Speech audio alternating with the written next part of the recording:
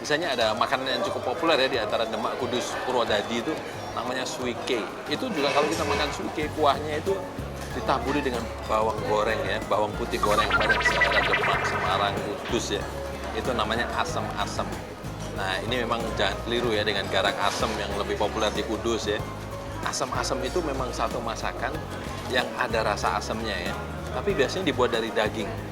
Nah, kemudian daging sapi ya.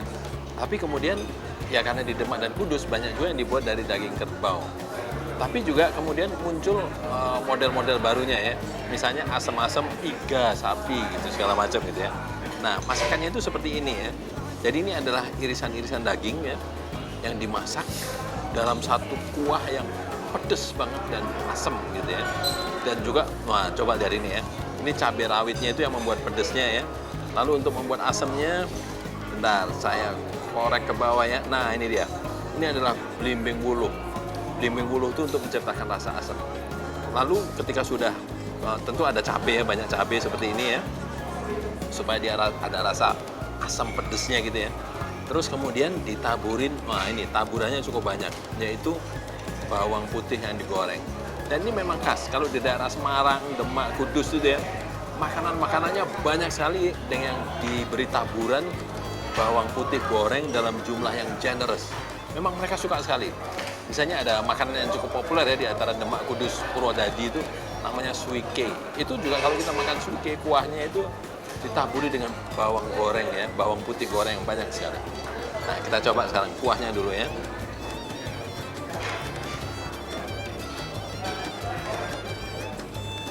Wah, pedes ya. Pedes, asam, gurih. Wah, campur-campur jadi satu. Ah, saya lupa menyebut ya. Di sini di dalamnya juga ada ini, ada buncis ya. Jadi tidak hanya daging tapi juga ada buncisnya. Lalu tentu ada tomatnya juga ya untuk mengimbangi rasa asamnya ya dengan asam tomat yang juga khas. Nah, sehingga makanya begini, harus komplit ya. Khususnya harus ada bawang putihnya untuk memberi tendangan rasa khas gitu ya.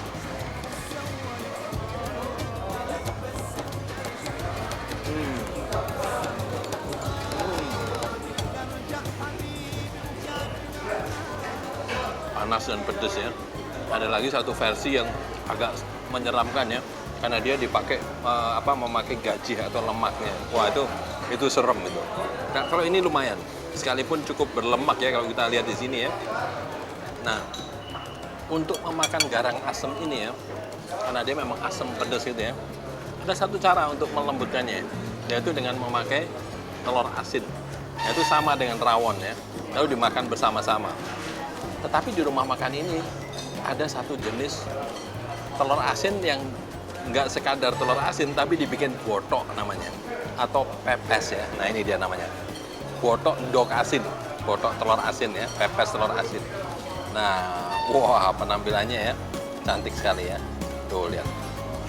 Nah, di sini dia bumbuin lagi, bumbunya hampir mirip dengan ini ya, supaya matching, supaya seimbang. Nih, dia pakai belimbing wuluh lagi. Ya, lalu dia juga tentu pakai cabenya. Nah, sekarang kita akan lihat telur asin yang sudah dibotok di dalamnya itu. Tuh.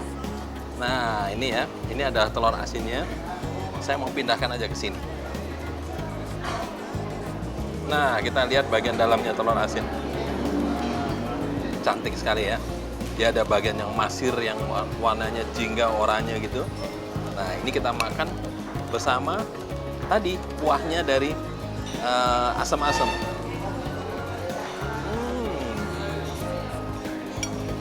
Enak banget, enak banget.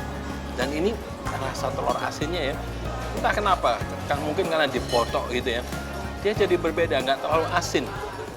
Asinnya tuh tipis,